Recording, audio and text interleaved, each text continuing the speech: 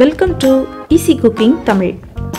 Hi friends, இன்னைக்கு நம்மளோட வீடியோல நம்மளோட பாரம்பரிய ஸ்வீட்டான முந்திரி கொத்து எப்படி பண்றது அப்படினு பார்க்கலாம். அதுக்கு முன்னாடி நம்மளோட சேனல்ல நீங்க என்ன சப்ஸ்கிரைப் பண்ணலனா ரெட் கலர் சப்ஸ்கிரைப் பட்டனை கிளிக் பண்ணி சப்ஸ்கிரைப் பண்ணுங்க. கூடவே வர பெல் ஐகானையும் கிளிக் பண்ணிக்கோங்க. நாங்க அப்டேட் பண்ற வீடியோவை உடனுக்குடனே நோட்டிஃபிகேஷன்ல தெரிஞ்சுக்கலாம்.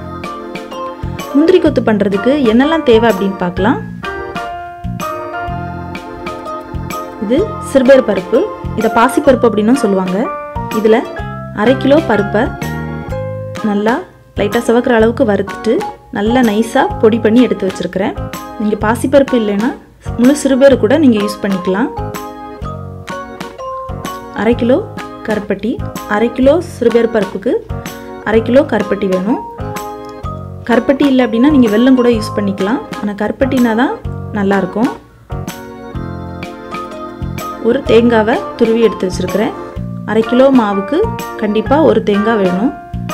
இது பொரிக்கடலை, பொட்டுக்கடலைன்னு சொல்லுவாங்க.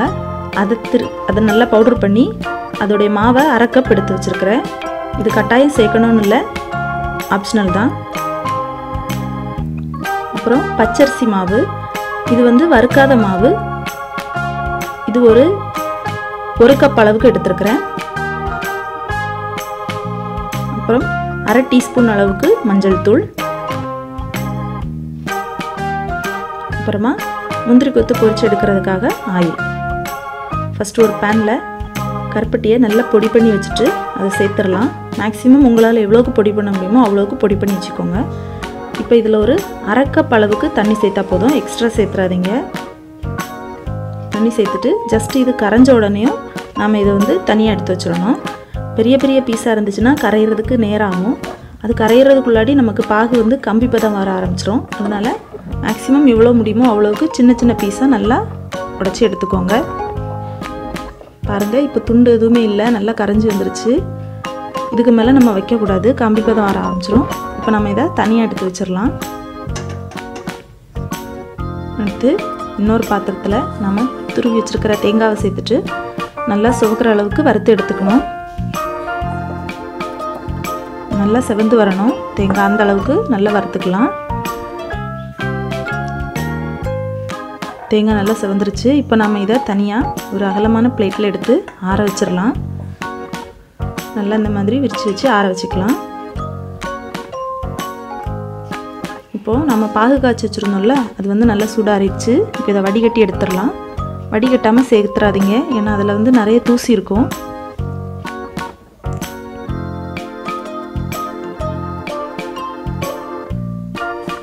பாருங்க, 1/2 கிலோ கருப்பட்டிலே இவ்வளோ தூசி இருந்திருக்கு.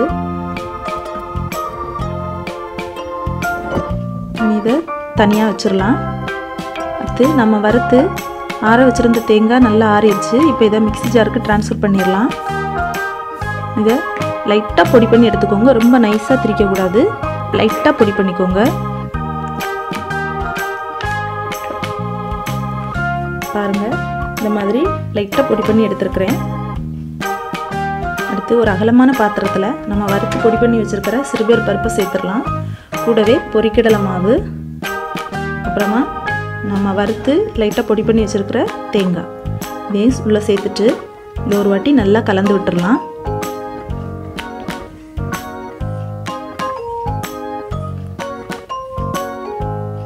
நல்லா மிக்ஸ் பண்ணியாச்சு. இப்போது கருப்பட்டி பாகை கொஞ்சம் கொஞ்சமாக உள்ளே சேர்த்து நல்லா கிளறி விட்டுட்டே இருக்கணும்.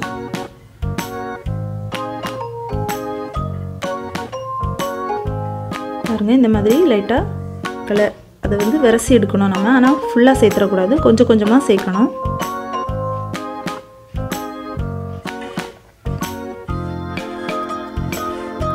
இந்த மாதிரி கொஞ்சம் கொஞ்சமாக சேர்த்து நல்லா மிக்ஸ் பண்ணிகிட்டே இருக்கலாம்.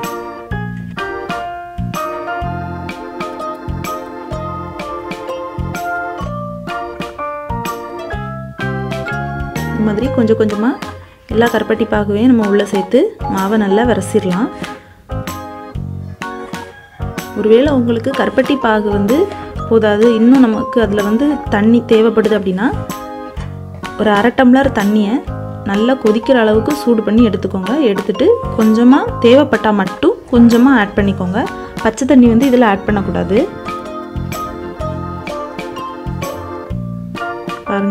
கருப்பட்டி பாகு மட்டும்தான் சேர்த்துருக்கிறேன். இப்போ இது எனக்கு போதும், அதனால் நான் வெந்நீர் எதுவும் சேர்க்கலை. இந்த மாதிரி மொத்தமாக மாவு உருண்டு வர்ற அளவுக்கு நல்லா வரைச்சிட்டு அப்புறமா நமக்கு முந்திரி கொத்து எந்த அளவுக்கு தேவையோ அந்த அளவுக்கு மாவு எடுத்து நம்ம இந்த மாதிரி நல்லா உருண்டையாக வர்ற மாதிரி உருட்டி எடுத்துக்கலாம். ரொம்ப பெருசாக உருட்டி எடுத்திங்கன்னா நமக்கு முந்திரி கொத்து வந்து நல்லா உள்ளெல்லாம் வேகாது. அதனால் கொஞ்சம் சின்னதாக உருட்டி எடுத்தால் தான் பார்க்குறதுக்கு நல்லாயிருக்கும். பாருங்கள், இந்த மாதிரி எல்லாத்தையுமே நம்ம உருட்டி எடுத்து வச்சுருக்குறோம். இது வந்து கொஞ்சம் ஈரமாக இருந்த மாதிரி இருக்கும்.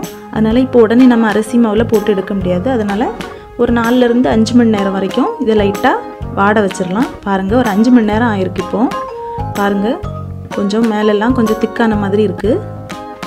இனி நாம் எண்ணெயில் போட்டு பொரிக்க வேண்டியதுதான். இப்போது அரிசி மாவில் மஞ்சள் தூள் ஆட் பண்ணிவிட்டு ஒரு வாட்டி நல்லா கலந்து விட்டுக்கலாம். முதல்ல நான் கொஞ்சமாக சேர்த்துருக்குறேன், இன்னும் தேவைப்பட்டுச்சுன்னா மீதியும் சேர்த்துடலாம். பாருங்கள், இப்போ எல்லாத்தையும் சேர்த்துட்டேன். ஒரு வாட்டி நல்லா கலந்து விட்டுட்டு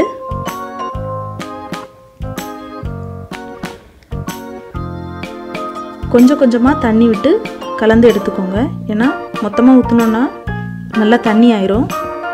இந்த மாவை கலக்கிறதுக்கு முன்னாடி கொஞ்சம் அரிசி மாவு வந்து நீங்கள் தனியாக எதுக்கும் வச்சுக்கோங்க. ஒருவேளை தண்ணி உங்களுக்கு அதிகமாகிடுச்சு அப்படின்னா 2வது சேர்க்குறதுக்கு யூஸ்ஃபுல்லாக இருக்கும். பாருங்கள், எனக்கு 2வது மாவெல்லாம் தேவைப்படலை, இதுவே கரெக்டாக வந்திருக்கு. கொஞ்சமாக தண்ணி சேர்த்தோன்னா நமக்கு கரெக்டாக வந்துடும். அடுத்து ஒரு அகலமான கனமான பாத்திரமாக எடுத்துக்கோங்க. அதில் இப்போது ஆயிலை சேர்த்துடலாம். ஆயில் நல்லா சூடாகட்டும்.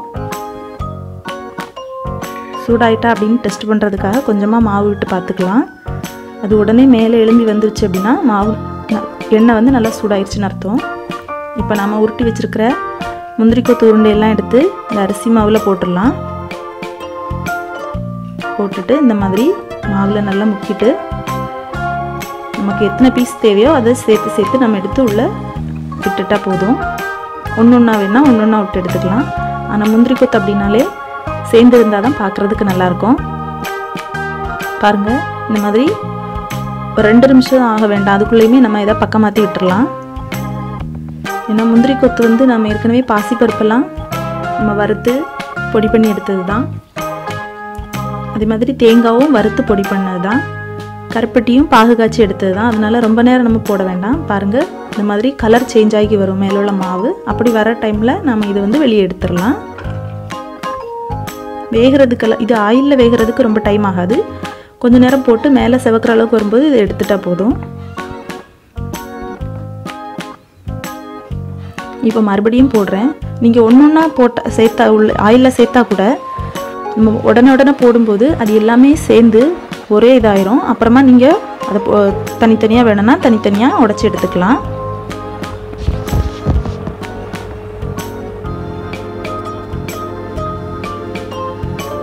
பக்கம் மாற்றி விட்டுக்கலாம். பாருங்கள், நான் 3 பீஸாக தான் போட்டேன், ஆனால் எல்லாமே சேர்ந்து ஒன்றா இருக்குது. பாருங்கள், இப்போ பக்கம் மாற்றி விட்டுக்கலாம்.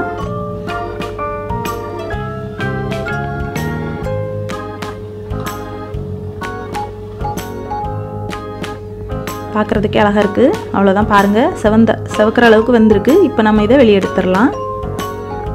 இந்த மாதிரி எல்லாத்தையுமே நம்ம அந்த அரிசி மாவில் முக்கிட்டு ஆயிலில் போட்டு பொரித்து எடுத்துடலாம். இப்போ எல்லாத்தையுமே எடுத்த அப்புறமா உங்கள்கிட்ட காட்டுறேன். பாருங்கள், எல்லா முந்திரி கொத்தையுமே நான் மாவில் முக்கி பொரித்து எடுத்து வச்சுருக்கிறேன். நம்ம 1/2 கிலோ சிறுபயிறு பருப்பு மாவு எடுத்துருந்தோம், அதில் இவ்வளோ முந்திரி கொத்து வந்திருக்கு நமக்கு. பாருங்கள், சுவையான முந்திரி கொத்து வீட்டிலே ரெடி பண்ணியாச்சு. ரொம்ப வாசனையாக இருக்குது. நம்ம பேக்கரியிலலாம் வாங்குவோம், ஆனால் அது வந்து கருப்பட்டியில் பண்ணியிருக்க மாட்டாங்க, வெல்லத்தில் தான் பண்ணியிருப்பாங்க. இது வந்து நம்மளுடைய பாரம்பரிய ஸ்வீட்டு. நம்ம வீட்டுகளில் வந்து அதாவது பண்டிகை காலங்கள்னு பார்த்திங்கன்னா இந்த ஸ்வீட்டே இல்லாமல் இருக்காது. நிச்சயமாக கிறிஸ்மஸ்ஸு, தீபாவளி அந்த மாதிரி வரும்போது கண்டிப்பாக நம்மளுடைய வீட்டில் எத்தனை வகை பண்டம் செய்தாலும் அதில் ஒரு வகையாக இந்த முந்திரி கொத்து கண்டிப்பாக இருக்கும். இப்போலாம் வீட்டில் யாருமே செய்கிறதில்ல, எல்லாமே நம்ம பேக்கரியில் வாங்குறதுனால வீட்டில் யாருமே இதை செய்கிறதில்ல. இது பண்ணுறது வந்து ரொம்ப ஈஸி தான். ஏன்னா நம்ம கடையிலேருந்து ஸ்நாக்ஸ் வாங்கி கொடுக்குறதுக்கு பதிலாக இதை நம்ம செஞ்சு வச்சிட்டோம் அப்படின்னா இது 2 வாரம் வரைக்கும் இருந்தாலும் கெட்டு போகாது. நம்ம குழந்தைங்களுக்கு அப்பப்போ இதை மாதிரி கொடுத்து அவங்கள சாப்பிட வைக்கலாம். நம்ம வீட்டிலே பண்ணுறதுனால இது ரொம்ப ஆரோக்கியமானதும் கூட. தைரியமாக நம்ம குழந்தைங்களுக்கு சாப்பிட கொடுக்கலாம். இதை எல்லாருமே சாப்பிட்லாம். நம்ம சிறுபயிறு பருப்பு கருப்பட்டி எல்லாம் வந்து உடம்புக்கு ரொம்பவே நல்லது தான். அதனால் நீங்களும் இதை வீட்டில் செஞ்சு வச்சு குழந்தைங்களுக்கெல்லாம் கொடுங்க. நீங்களும் சாப்பிடுங்க. உடம்புக்கு ஆரோக்கியமான ஸ்நாக்ஸை நம்ம வீட்டிலே ரெடி பண்ணி சாப்பிட்லாம். இந்த வீடியோ உங்களுக்கு பிடிச்சிருக்கோன்னு நம்புகிறோம். இந்த வீடியோ உங்களுக்கு பிடிச்சிருந்தா லைக் பண்ணுங்கள். மறக்காமல் உங்கள் ஃப்ரெண்ட்ஸுக்கு ஷேர் பண்ணுங்கள். எங்களுடைய சேனலை சப்ஸ்கிரைப் பண்ண மறந்துடாதீங்க. மேலும் இந்த வீடியோ பற்றின உங்களோட கமெண்ட்ஸை கமெண்ட் பாக்ஸில் டைப் பண்ணுங்கள். நன்றி.